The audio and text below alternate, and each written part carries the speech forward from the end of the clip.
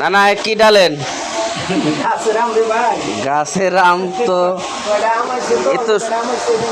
আপনার নিজের গাছের নাকি? হ্যাঁ, বাড়িতে দেখা তুই। তে ডালেন কে? ডাললাম একটু পাকা দিয়ে আলাদা করি, কাঁচা দিয়ে আলাদা করি, পাই যাবেন সেটা সব কয়টা। তারপরে মনে ও, বাড়াইতে বড়াইতে দিয়ে আসে হচ্ছে গাড়ি দিয়ে দিয়েছে দেখাইতে পারবি হবে।